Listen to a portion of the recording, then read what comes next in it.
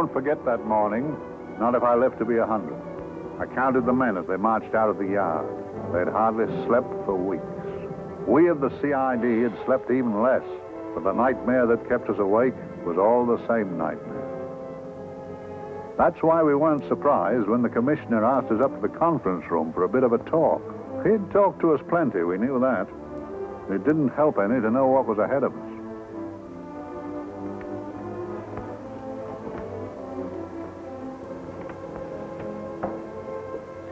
Must we have that window open, Gregson? Oh, shut it if you want to.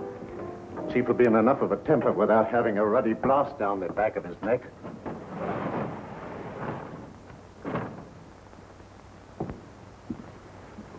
Gentlemen, the commissioner. Stuffy in here. Be seated, won't you? Gentlemen, if you wish to know what able men you are, read any of the works of popular fiction that glamorize your achievements, but don't, I beg of you, read the daily papers. They might give you an inferiority complex. I hate to mention it, but we're confronted with a series of the most atrocious murders since Jack the Ripper. And in the meantime, the CID might as well be playing at shove-hate-me for all the good we've accomplished. Now look. Here, here, and here. Each of these red flags scattered through the city stands for a woman brutally murdered, a woman's terror, a woman's death agony. These are no ordinary crimes. These are the works of a fiend who kills first and mutilates afterwards. A ghoul who hacks off a part of his victim's body and carries it away with him, a loathsome souvenir of his butchery. 3 women murdered so far, and you haven't turned in one clue. You haven't given me one lead. Here you sit and wait for news of a 4th victim, with your arms folded.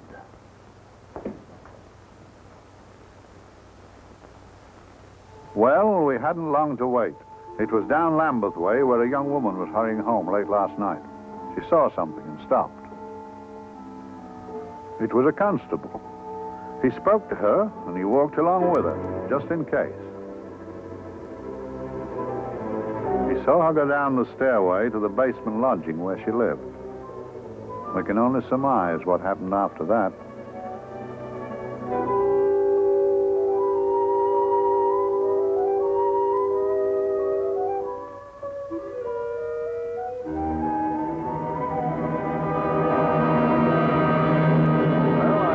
Pride in my pocket and went to see the man who'd so often helped out Inspector Lestrade and myself in the past, Mr. Sherlock Holmes.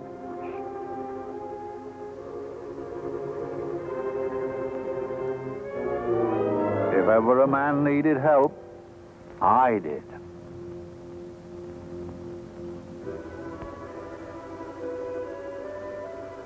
This makes 4, Inspector. 4 defenseless women here in the heart of London. And everyone with the right forefinger hacked off. Not hacked, Inspector Gregson. Cleanly, expertly severed. The work of a skilled surgeon. That's our only clue. Much about the age of my sisters go. Is there no way of stopping this, Mr. Holmes? Yes. There's a way, somehow. The fiend that did this. I promise. I promise. We've nothing to go on, that's the rotten part of it. We can't get far without knowing the motive. Well, at least we know what the motives were not. It wasn't robbery, nor passion, thanks be, nor yet vengeance. Because they all came of totally unrelated families. Steady, Inspector, steady. Sorry, Mr. Holmes. I don't turn a hair when it's a bloke that can look after himself. A little slip of a thing like that. Yes, it's horrible. Come on, let's get a drink.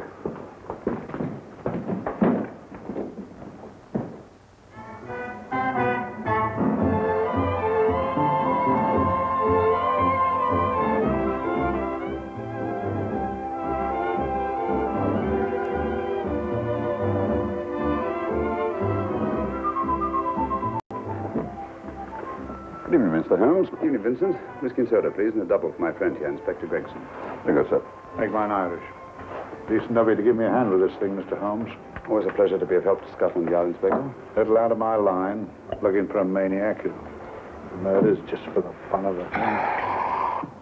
Or perhaps just to get a human finger.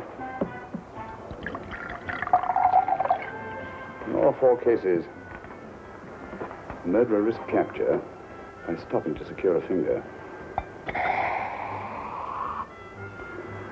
Wonder what for? Who knows? He's just a madman. Perhaps there's method in his madness. If we could just trace those missing fingers. If we could just drain the English Channel, we might find a penny. Huh? Oh, thank you. You may keep those, Mr. Holmes. Thank you.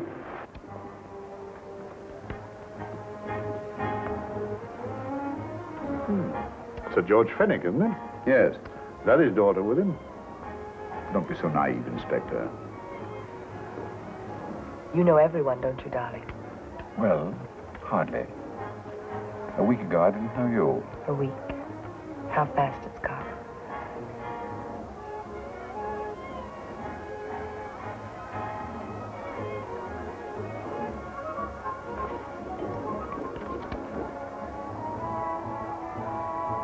I collect these things. How very quaint of you. Shall we go? Yes.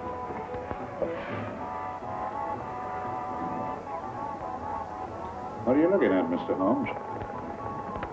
Looking at a very handsome woman. Not fond of the purple, but giving an excellent imitation. Would you like to come to my flat for a nightcap? Lovely idea. Yes, isn't it?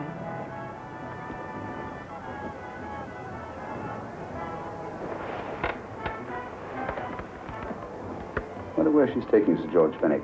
Don't be so naive, Mr. Holmes.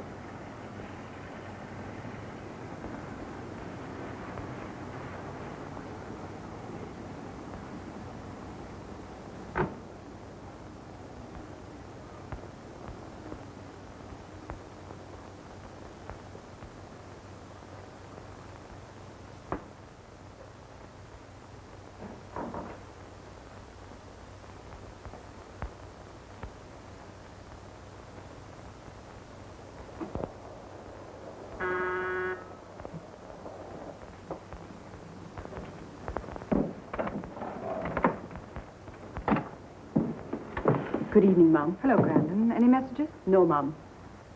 Thank you. Drinks, Grandin. One of your nice surprises. Yes, Mum. I say, you don't mean that... Grandin's a marvel, aren't you, Grandin? Yes, Mum. You wouldn't believe the things she can do. Ah, charming place. Delightful. Really? Do you think so? I'm so glad. Do sit down. Do you mind? Do I mind? What a question. I don't mind anything, really. Except not being with you. Now, you really don't want me to believe that, do you? Not too seriously. Good. We're both quite grown up, aren't we? Quite.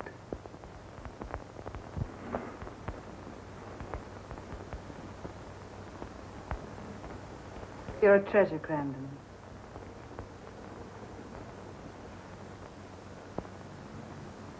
And lower the lights a little as you leave.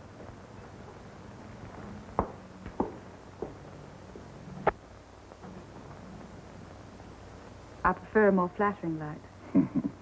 In any light, you'd be... Would I? And don't you know it? Perhaps I do.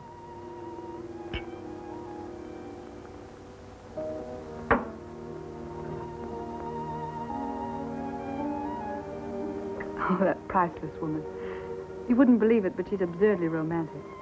She loves dreamy music, and she thinks that we... But we do, don't we? Do we?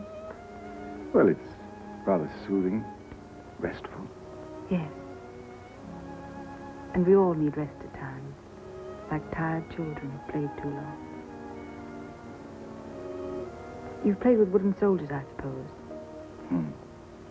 Funny. Hadn't thought of that for years. Toy boats were my special joy. Anything I could set afloat anywhere. Like this. And this. Toy boats sailing into the Never Never Land. The land of beautiful dreams. Look. Look, odd, isn't it, how the light is reflected? Little specks of light that move and move, like stars on a slowly moving stream. You know, Holmes, I'm very sensitive to atmosphere. No? Yes, I can tell by the feel of this room there's been a murder committed here. It may interest you to know, my dear fellow, it was the other side of that door at the foot of the stairs that the poor girl was murdered. If only I could find it. Find what? The one thing these unfortunate victims have in common that might give us a motive for these murders. There must be something. Another Jack the Ripper, if you ask me, a homicidal maniac. No, Watson. In the case of Jack the Ripper, there was one thing in common. His victims were all from one walk of life, living in the same section of the city. In this case, the murderer chooses his victims from all walks of life and from different sections of the city. No, my dear fellow, this is not the work of a homicidal maniac. It's something infinitely more sinister. You give me the creeps. What on earth are you talking about? Watson, I'm convinced that these murders are only incidental to some larger and more diabolical scheme. That may be, but why the severed fingers? The answer to that question, my dear fellow, is our only hope of solving these mysteries. Dear sister, I am so happy. I had such a lovely holiday at Brighton with you and Alf. And I'm looking forward to being with you again. Poor little thing. Sort of raises a lump in your throat.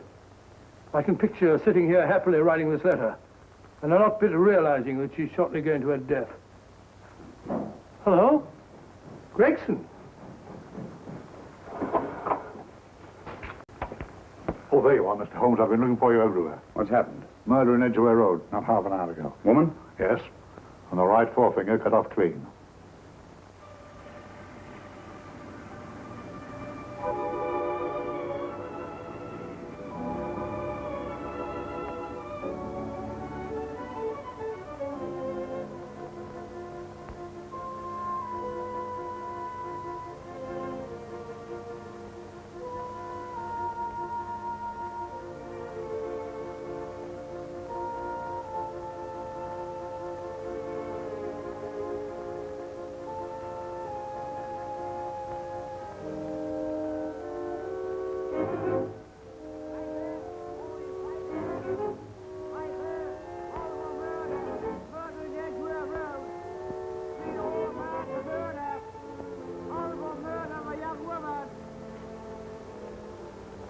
Get your papers.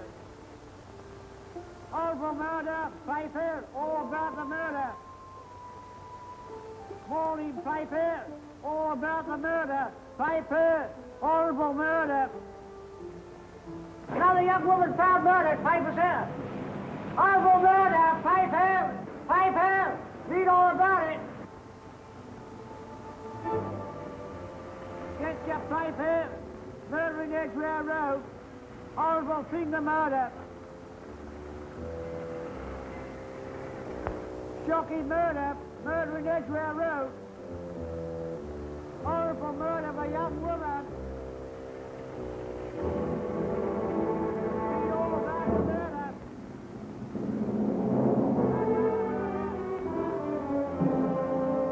Only fancy, Mum. There's been another of those horrible murders. Dear, dear, how shocking. Yes, Mum. I really don't feel quite safe here myself. Oh, dear.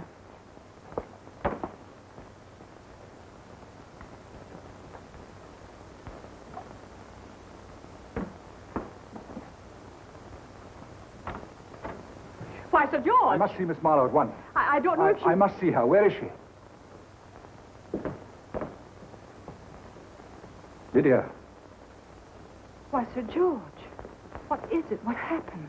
I don't know. You'll have to help me. You've got to help me. But I don't understand. Listen. I woke up a few minutes ago in a cheap boarding house off Edgware Road. I don't know how I came there. I don't know when. The last thing I remember is being here with you. Calm yourself, Sir George. When did I leave here?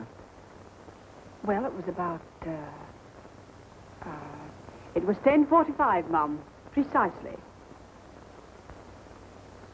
You seemed Forgive me. Just a little distressed. Detached. Not interested. I thought I'd said something to offend you. I don't remember.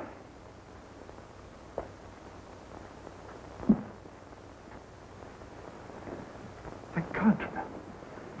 Tell me, has this happened to you before? Before? Well, there is such a thing as amnesia, you know. If it was 10:45 when I left you, it was 9 this morning when I woke.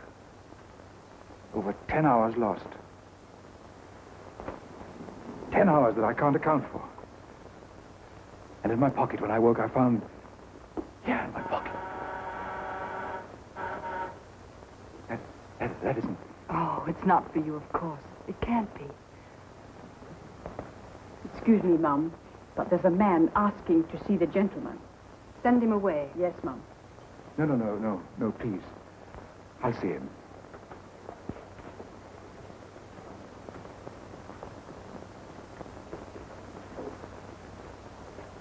Well?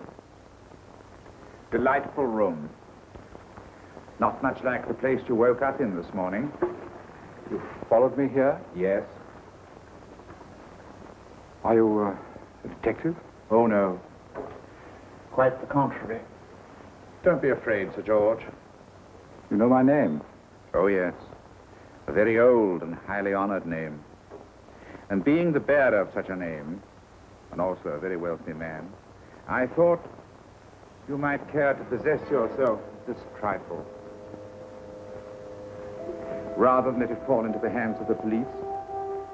It is yours, if I'm not mistaken. The initials, GF.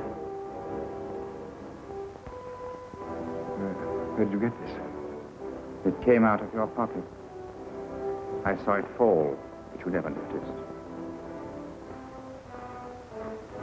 You were very busy, bending over something with a knife. Then you put something in your pocket.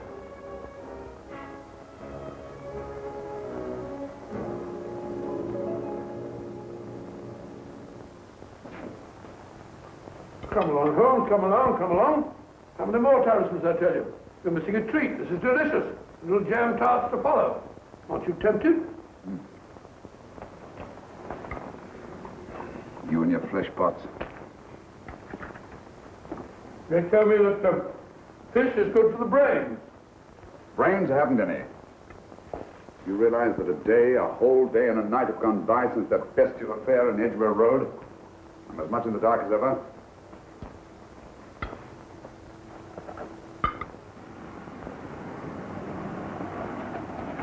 Hello, here comes a client, unless I'm very much mistaken.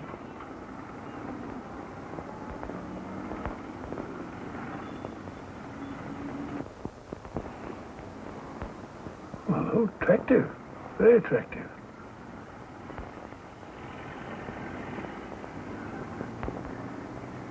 Obviously, she left home under the stress of some very great emotion. How do you know that? She isn't wearing any gloves. A startling omission in a young lady of fashion. Oh, she didn't put her coat on. Open car, too.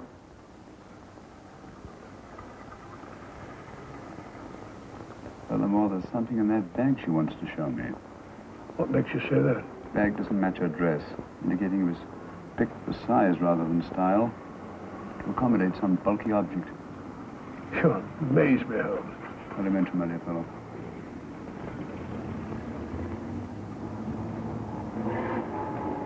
Well, that's interesting. What is? A cab, turning at the empty house. Wonder why he followed her here. Oh, wouldn't you? Quite possibly with glasses.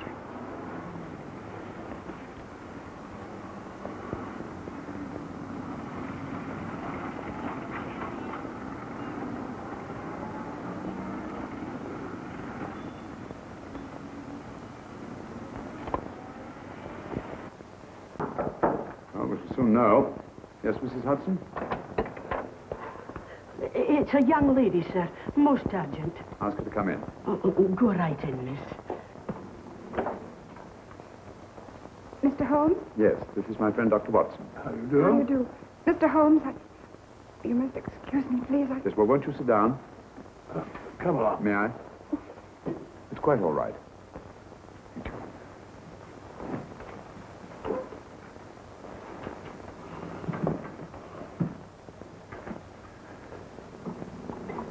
Now try to control yourself. Miss Fenwick, you're with friends. You know my name? No magic, I assure you. I've often seen your picture. You're the daughter of Sir George Fenwick, aren't you? Yes. It's about my father that I... What about your father, Miss Fenwick? Oh, I don't know what to do. He's always been the nicest, dearest person. Only since Mother died. Yes, we know. So I didn't think anything of it when he was away all night before last. But he didn't come home until yesterday at tea time. Didn't come in for dinner at all. Just paced up and down in the library hour after hour. I begged him to let me in, but he wouldn't. Steady, steady. Now take your time. I couldn't sleep a wink last night. Then I started hearing things. Hearing things? What sort of things?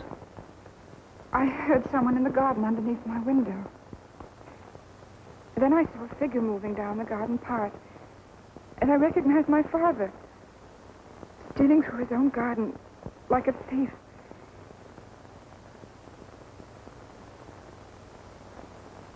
He had a spade in his hand. And he stopped by the greenhouse where he started to dig. This morning, at daybreak, I stole out into the garden and found this.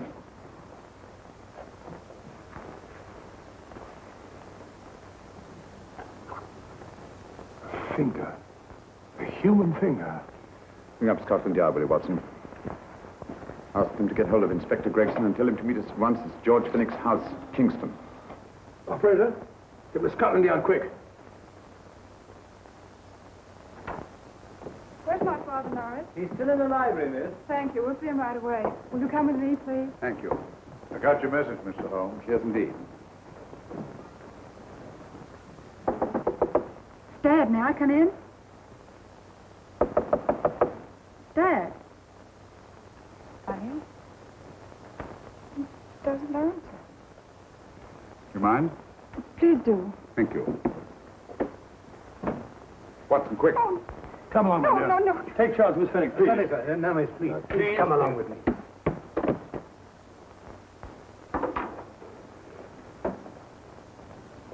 Dead? Yes. What do you make of it, Doctor? Shot in the back, between the second and third ribs. The bullet undoubtedly had penetrated the heart. Look at the powder marks on his coat. I was afraid of this. What do you mean? Don't you remember the man in the cab who followed Miss Fenwick to Baker Street? Well, you don't think he had anything to do with it, do I you? think it's reasonable to assume that he tipped off someone that I'd been sent for. George has obviously been murdered to keep him from telling me what he knew. What was the weapon used? Small caliber revolver, point blank range, by the look of the wound. The murderer came in through those French windows. The mud from the garden he brought in on his boots. Sir George must have surprised the intruder. Passed the room to him here. What follows we can't tell. But from the location of the wound, I'd say that he turned his back for a moment, and as he turned, the muzzle of the revolver was placed between his ribs and one muffled shot fired. And you mean to say he kept on going, even after he was shot? There's no doubt about it. Look there. The trail of blood leads us back to the desk. Something Sir George was after. Something. I know. He was trying to summon help, poor chap. I don't think so, Watson. There's the bell pull by the fireplace. No, you'll notice from the trail of blood that Sir George made straight for this desk here. I wonder. There was something he was desperately anxious to get. Hello. His right hand's clenched. Perfectly natural. Death agony. The left hand lies open. Why only one hand clenched in the death agony? The right hand, the hand nearest the desk. Please note that. If Sir George took something off this desk, something so important that he spilled his last drop of blood to get it, I want to know what it is.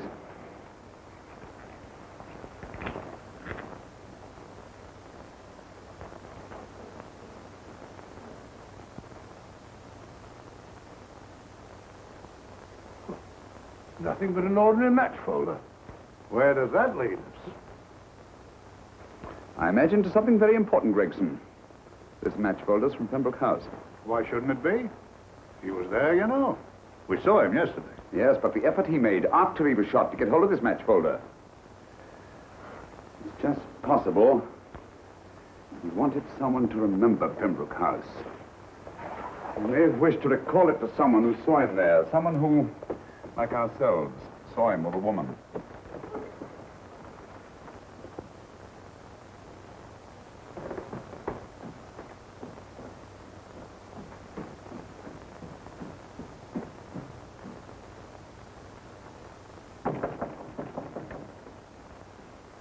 Come in. Oh, Dr. Watson, this came by hand for Mr. Holmes, not 10 minutes ago.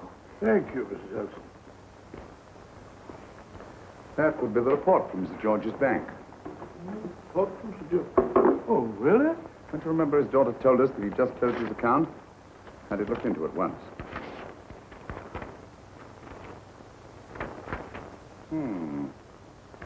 He drew out his entire balance in cash, nearly £10,000, yesterday, just after that young woman was murdered. What does that suggest to you, Watson? That he paid it out to someone. Precisely. I smell the faint, sweet odor of blackmail. You don't think he paid it out to someone who saw him murder the McLean woman? Sir George never murdered anyone. But he did have that woman's finger, and he evidently did have and pay out a lot of cash. That's the terrifying part about blackmail, Watson. The victim is afraid to fight the accusation, no matter how false. Once the accusation is made, the name is smeared, and sometimes his life is ruined. Well, Sir George didn't commit these murders. What fiend did? I rather think they're not the work of any one man. Oh, come, Holmes. You don't expect me to believe there's a whole organization going about killing people and chopping off their fingers. That's possible, quite possible. Well, whoever's behind all this thing must be out of his mind. On the contrary, my dear fellow, if my assumptions are correct, this little scheme has behind it the most brilliant and ruthless intellect the world has ever known. You don't mean Professor Moriarty? I do. Oh, steady, Holmes, you've got him on the brain. This is the third time in as many months you've suspected him of unsolved crimes. He's dead, you know. Is he? Is he? You know he is. He was hanged in Montevideo, well, over a year ago. I know that someone was hanged in Montevideo under that name.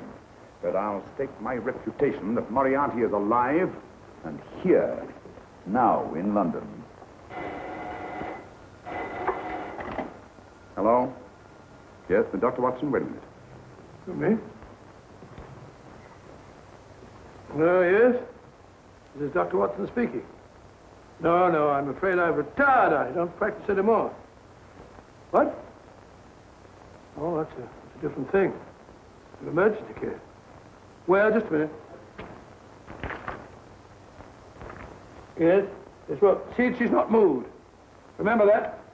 Don't touch her till I get there. Fractured case in the Cardinal's Mews. Heavy woman. 14 stone. Look at dust. 14 stone. Just the sort of person who would hoist herself up on a stool to feed the canary. There ought to be a law against fat people keeping little dicky birds. Well, so long, old man. I shan't be very long. Haven't used that bag since I brought little Amelia, what's her name in the world? Grew up to be a very attractive child. Oh, who wouldn't with a name like Amelia? What Amelia? Amelia.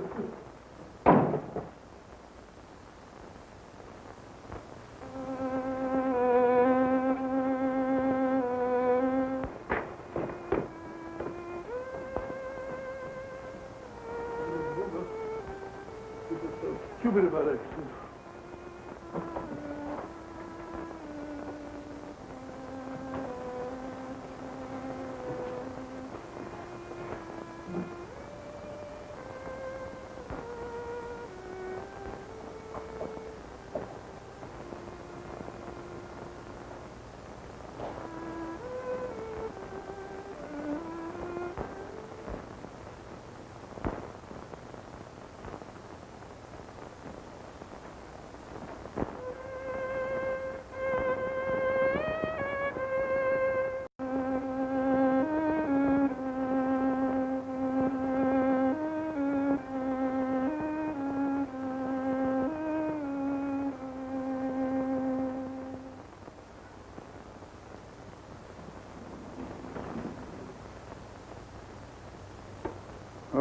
Professor Moriarty.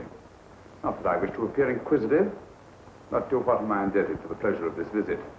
Scotland Yard will be interested. It's very convenient for me to have Scotland Yard think that I'm still dead in Montevideo.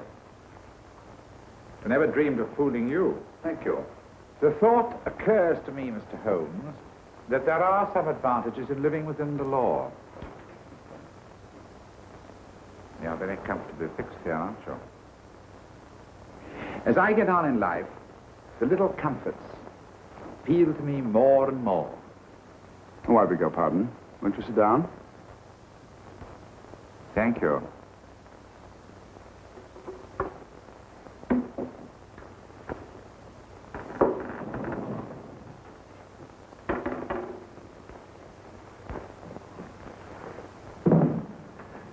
And now, Professor Moriarty, what can I do for you? Everything that I have to say to you has already crossed your mind. And my answer has no doubt crossed yours. That's final? What do you think?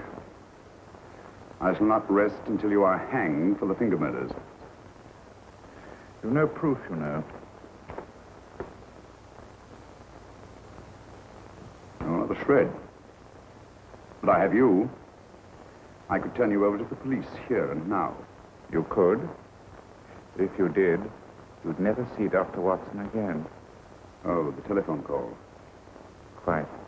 I rather assumed you had taken some such precaution. Or I should have snatched up a revolver and indulged in a fit of heroics when you came in. Very smart, aren't you? Not smart enough. Or I should have anticipated you. But if any harm comes to Dr. Watson, I shall seek you out. I shall not rest until I find you, and when I do... No harm will come to Dr. Watson this time. But I can't answer for the future. Mr. Holmes, I should strongly advise you to drop this case. Don't be silly. Think it over.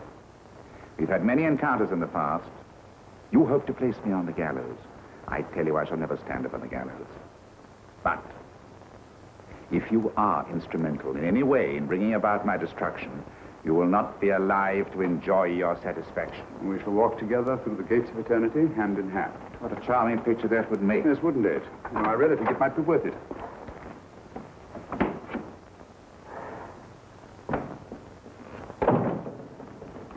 Shoelaces, Governor? Tuppence a pair.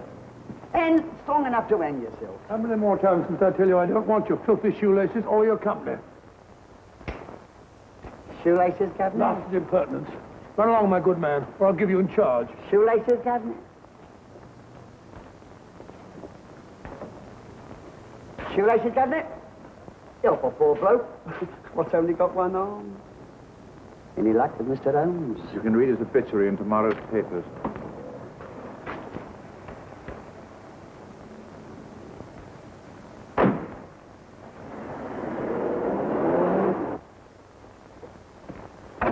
Oh, there you are, Watson. Come in. I was, just going out to look for you. Look for me, what for? Suppose you don't think I know my way about. Well, you're right, I don't. Blast all practical jokers anyhow. Know where I've been? On a wild goose chase. Exactly. There's no such number in McCardle's Muse. Some fool's idea of a joke. Did you see anyone? No, nobody especially. Only a whining old idiot selling bootlaces. Assistant beggar, wasn't he? Stuck to you like grim death. Huh? How do you know? And finally, I left you for someone who looked like better pickings. Someone, my dear Watson, was Professor Moriarty himself. What? Just called on me. Moriarty here and you let him go? But you must be out of your mind. Why? Well, he bluffed me into believing that he was holding a friend of mine as hostage. Friend of yours who? Oh, nobody very important, just a fat, lazy fellow. Medical man, I believe. Medical man? Do I know him? Yes, I think you do. A fellow by the name of Watson. Watson, never heard. Who, me? I'm afraid so, old fellow. Your street hawker's job was to do away with you in a certain contingency. And you let Moriarty go? Because of me? I had no choice. I can't afford to lose you, old fellow. Well, it's a very decent of the old chap, I must say, but... well, I wish you'd nabbed him. We shall, never fear. I know the motive for the finger murders. All I have to find out now is the method used with the blackmail victims. Method? Yes. How does Moriarty get them to the scene of the crime? How does he plant those severed fingers on them? And how does he scare them into believing that they may have committed those atrocious murders themselves? Curious.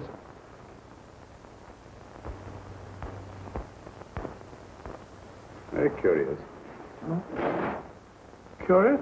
What's curious? That window in the empty house across the street. First floor front. Oh? What's wrong with it? It's open. Well, shouldn't it be open? Well, it wasn't open half an hour ago. I'll stake my life on that. Well, it's not our business. Let it stay open. I wonder if you'd go over, old fellow, and see what's the matter. Trespassing. Against the law. Very well, I'll go myself. Oh, well, if you're going to put it like that, ridiculous waste of time. Think about shutting windows at this hour of the night. Yeah, you better take this torch. Well, take what? Dignified job for a doctor. Dr. Watson, the torchbearer. And what do you propose to do? Sit in a comfortable chair, I suppose, and read a good book? That's a very good idea. Yes, very good idea. While I play night watchman, you have a nice read. Mm-hmm. Good night. Have a good time. Good time. What do you mean, have a good time?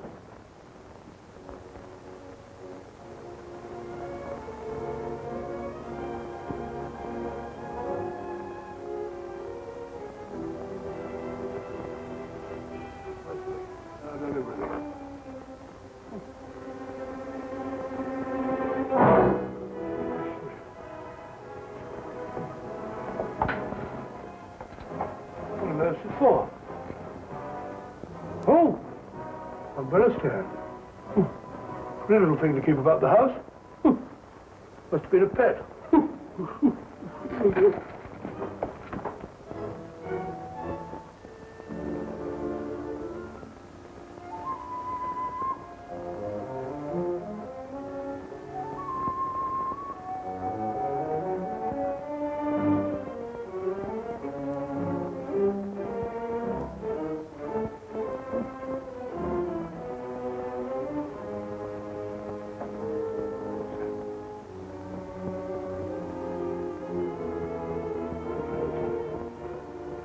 Rat rubber.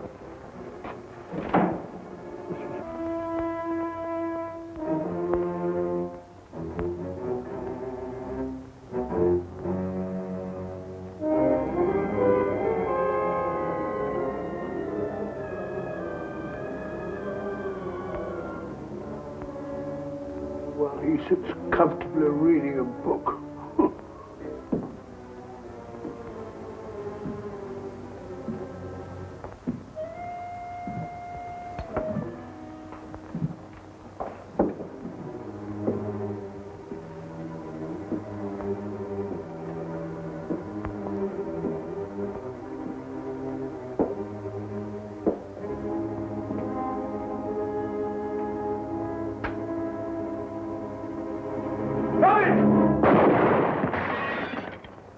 He killed Holmes! He killed Sherlock! Watson. You? But I saw him shoot you a second ago. Not me, my dear fellow. Merely the bust of Julius Caesar. Incidentally, you may have noticed that all through the ages, prominent men have prominent noses. Oh, afraid we're in for terrible trouble again with Mrs. Hudson. Windows smashed, plaster all over the floor. Get up, you.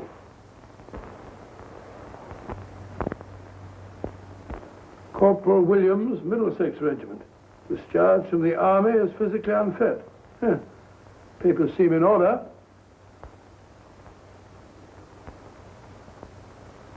Now, Corporal Williams, you've seen service in the Far East, haven't you? The East. I thought so. Look at his complexion, Watson. Yellow as saffron. He's been taking atabrine. Cure for malaria. Sniper, aren't you? Sniper. Hmm. Why did you try to kill me? I had to kill him. I had to. Oh, snap out of it. Stop it, Watson. He's shamming. No, he isn't. Who told you to kill me? She told me. She told you?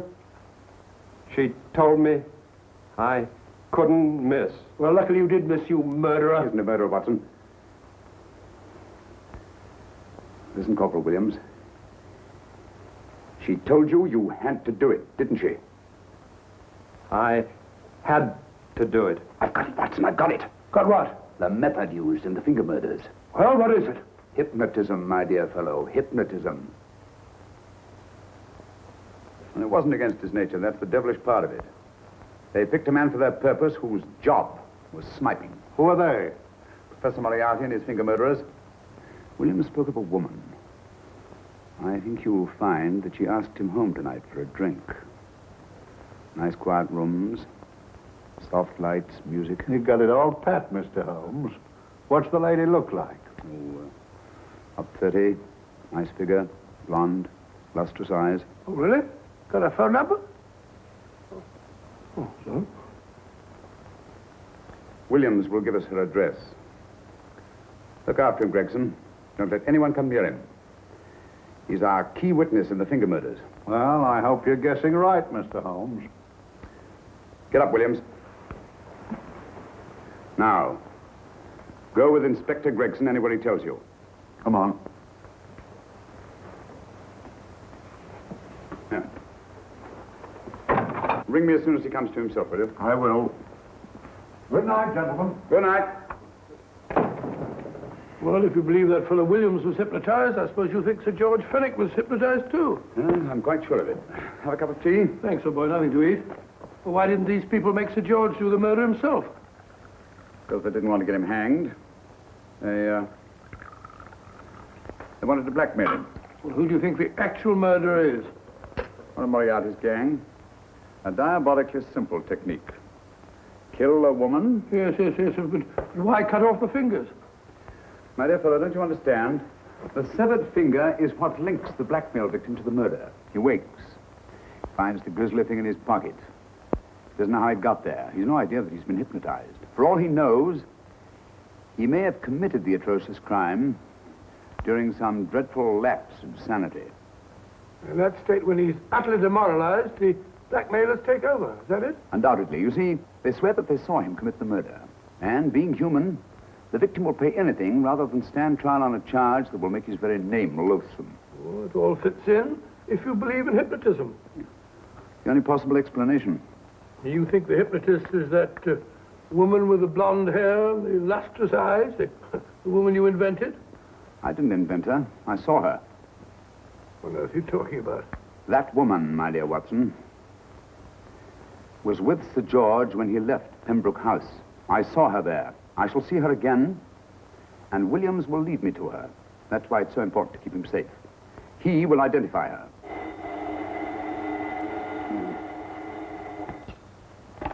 Hello? Yes?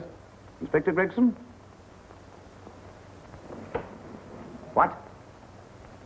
Well, get every constable in the district. Yes, I'll be over at once. What's happened, Holmes? Williams is missing. Great Scott! Come on.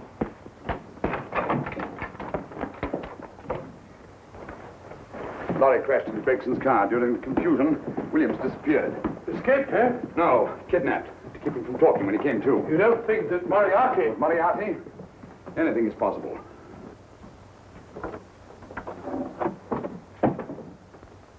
Williams! Dead. You see? Anything is possible.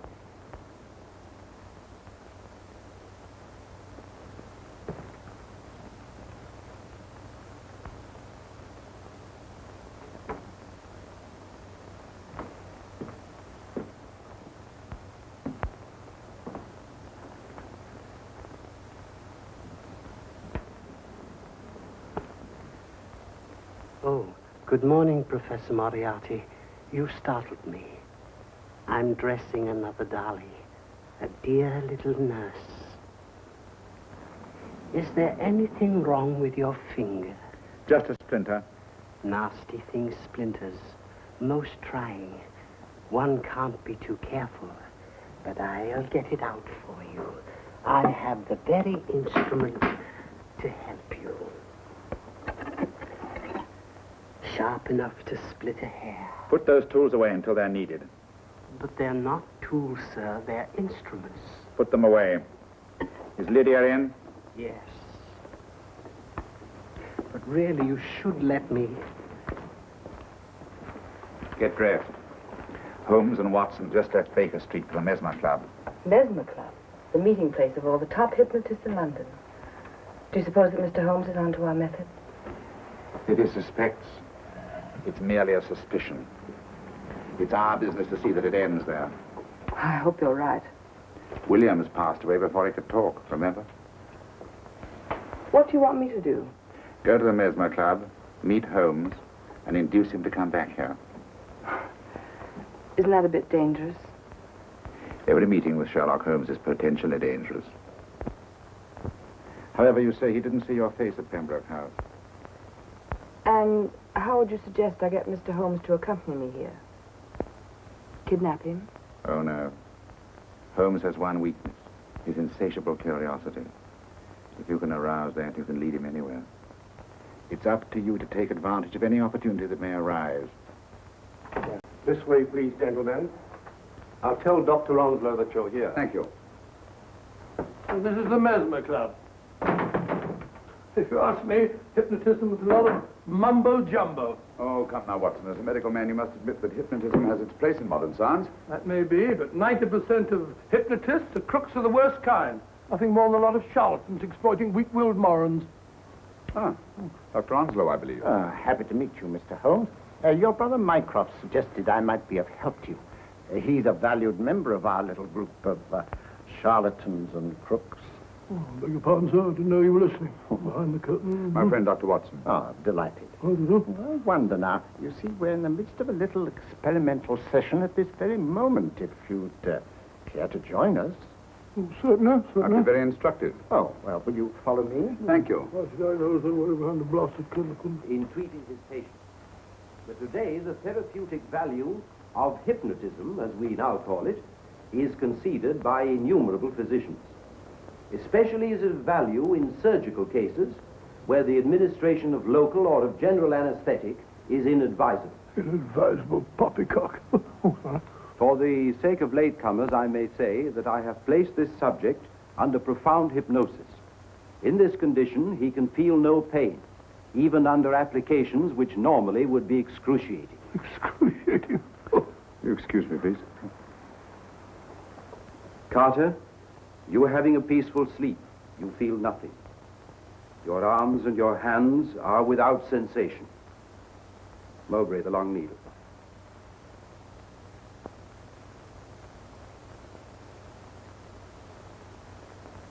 Carter, give me your right hand.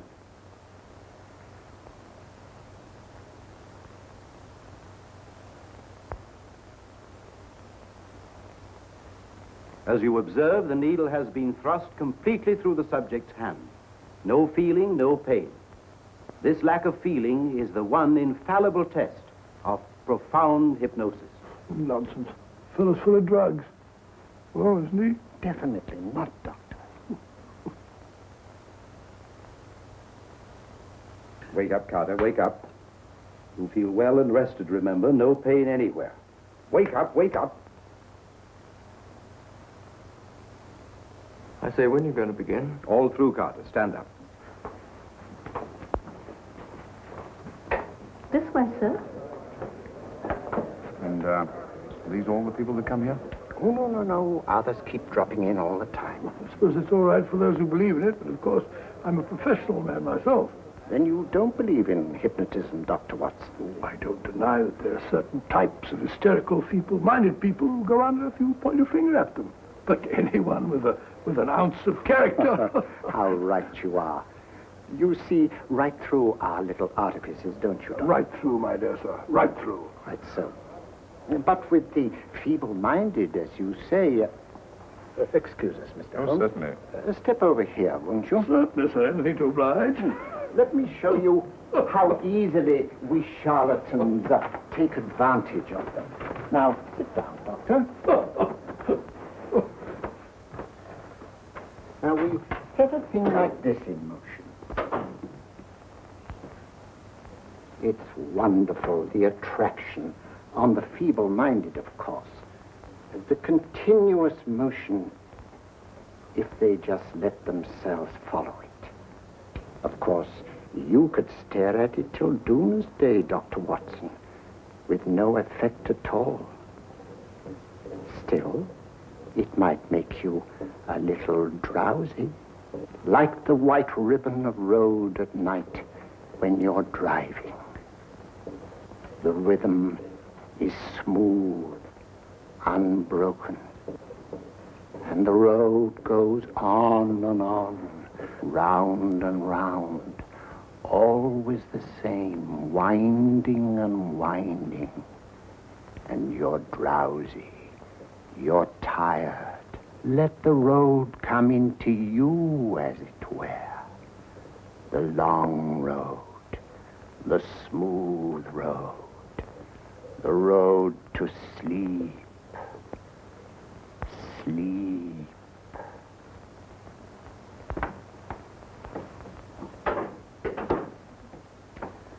Open your eyes. Stand up.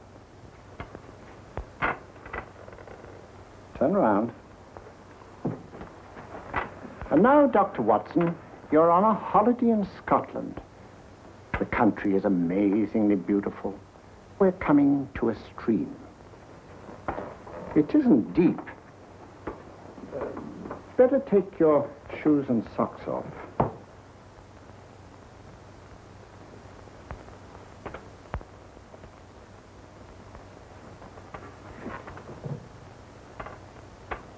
Roll up your trouser.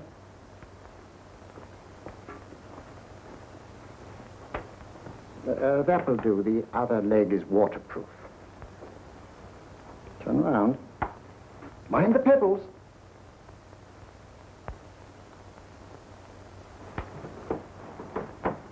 Sit down.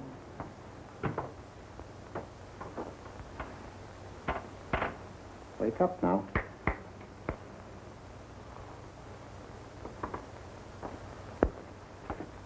There, I see. What did I tell you? It didn't work with me. Why, nobody with an ounce of character.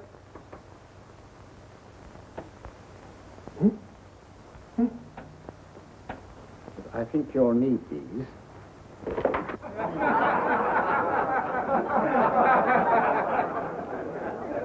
Something to laugh at? Watson, she's here.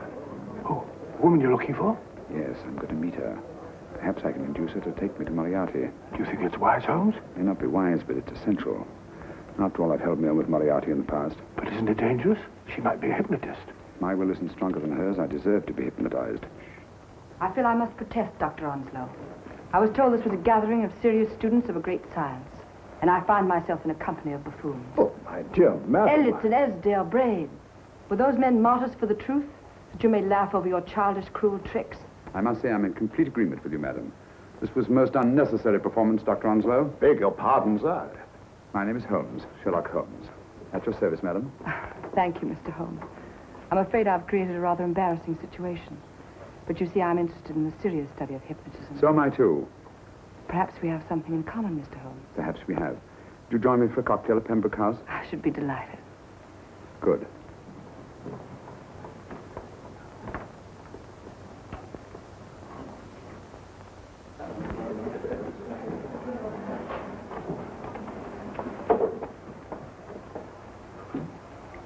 Thank you.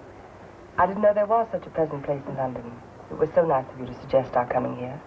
I thought a little pick-me-up would do us good. You mean you thought I looked... I like the way you look. Thank you. I suppose I did lose my head a little at the Mesmer Club. But you see, hypnotism is almost a religion with me. I know so well what it can do to help and heal. And I can't bear to see it used for trivial purposes. I know very little about it. That's why I went to the Mesmer Club. You see, I'm rather puzzled just now with the case that I'm working on. How fascinating. Tell me about it. It's the murder of Sir George Fenwick. Fenwick? Who's he? Quite a well-known figure. Odd now I come to think of it. Last time I saw Sir George was here at Pembroke House. Strange. Yes, isn't it? He was sitting, I believe he was sitting at this very table. Cigarette? Thanks. Do go on. There was a charming lady with him. He was lighting a cigarette.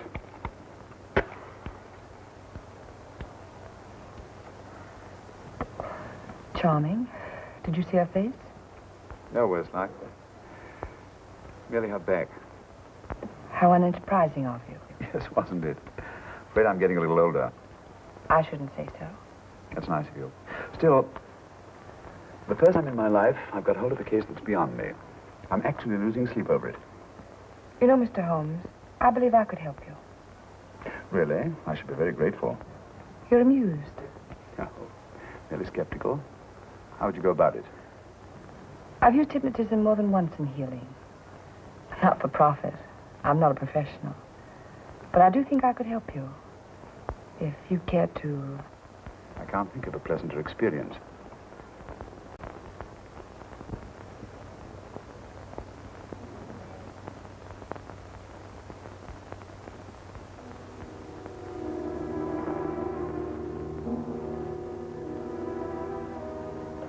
Low lights, music, is that all there is to it? You must relax, Mr. Holmes. I'm afraid you're a rather difficult subject. So I thought perhaps a little help. Materia medica might be advisable. Drugs?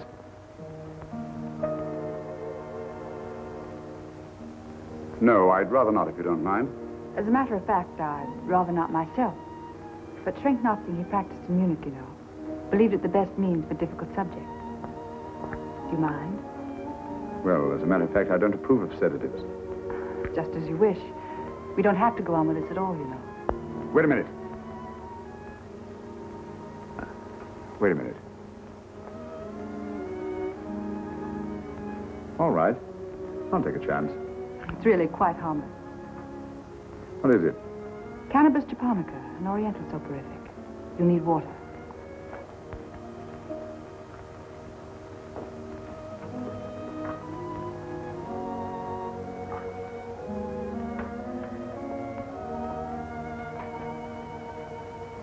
Thank you.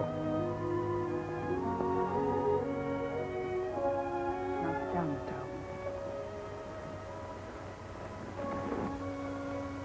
Holmes. You'll feel yourself growing drowsy. Don't fight it. Give in to it. Because you do want to sleep, you know. Just fix your eyes on this one white flower floating on the water. Empty your mind of every other thought. Follow the motion of the water. So smooth. Not a ripple. Waters of forgetfulness. Steady.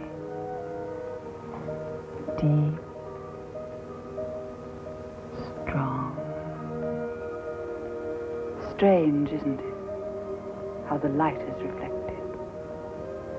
Little specks of light that move and move.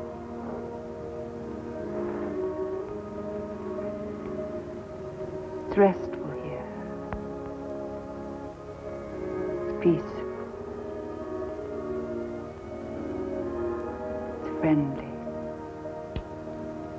And you're very close to finding what you're looking for. You'll find them soon now.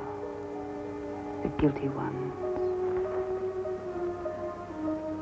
When you're rested, gentle waters closing over you. Steady, deep, strong, drawing you down, down, down.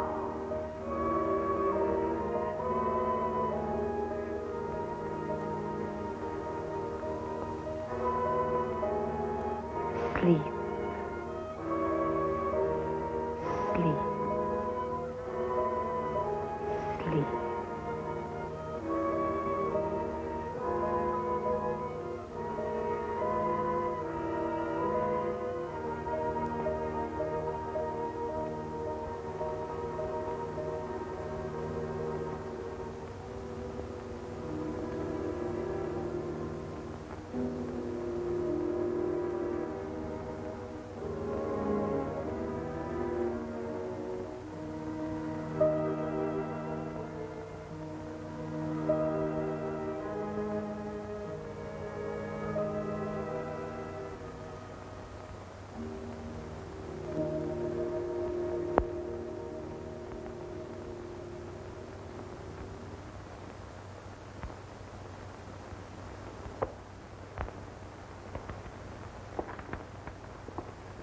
Here he is, Professor Moriarty. Stand up, Mr. Holmes.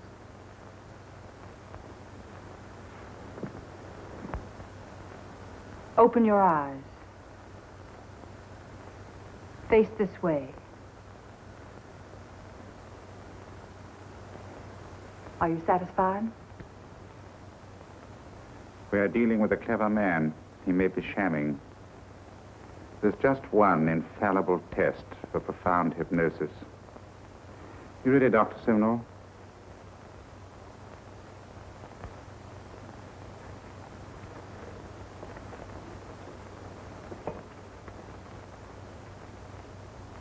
That will do, Doctor. He couldn't fake insensibility to the knife. I congratulate you, Lydia. Turn round, Mr. Holmes. Now walk to the desk.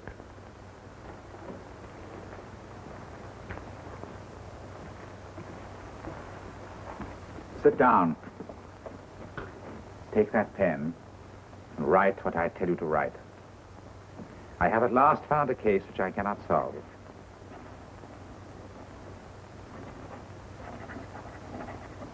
I have outlived my usefulness. Therefore, I have decided to end my life.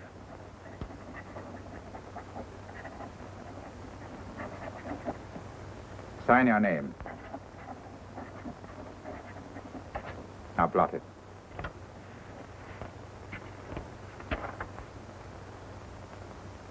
Fold it up. And put it in your pocket. Come, Mr. Sherlock Holmes. Go out onto the terrace.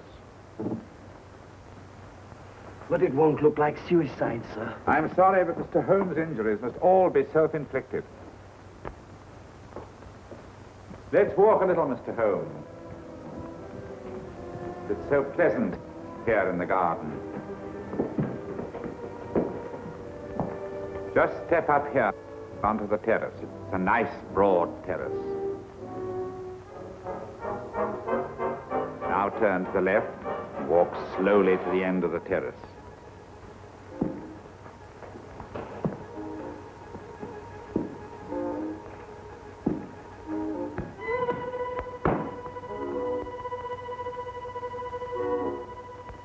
Don't stop. You must walk to the end, you know.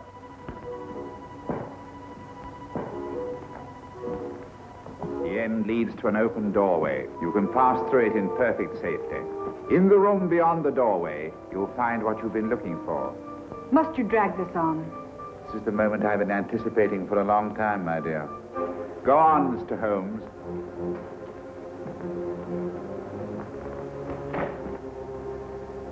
Through the open doorway, you will find the man responsible for the finger murders and the death of Sir George Fenning. Professor Moriarty. Holmes! Stand still. What a beautiful view, Watson. I'm quite enjoying it. No, you're not. You're hypnotized. You're under a spell. Stand still. Don't move. Steady, Holmes. Steady does it. Stand perfectly still where you are. Nonsense, Watson. You don't know what you're doing. Of course I know what I'm doing. You mean you're not hypnotized? Certainly not. Then get off the wall, you idiot. Oh, look out! Holmes! Oh, Dear fellow. what were you doing up there? Holding the fort until you arrived. What kept you? Oh, I ran into a spot of trouble on my way to Scotland Yard. I was arrested for exceeding the speed limit. Your luck seems to hold, Mr. Holmes. I'd hardly call it luck, Professor. You see, I substituted a drug of my own for the one that this dear lady pressed on me. You are clever, aren't you? A drug that, although it leaves the subject conscious, renders him quite insensitive to pain. That accounted for my lack of reaction to Dr. Simnel's knife. Well, Gregson, quite an impressive haul. Even Inspector Lestrade himself couldn't have done any better. Thanks, Mr. Holmes. Take him away. All right, put her in the van. I was right, Mr. Holmes. You are a difficult subject. Thank you. And now, Professor, our score is settled. Au revoir until I see you on the gallows. The rope has not been made that'll go around my neck. Come on.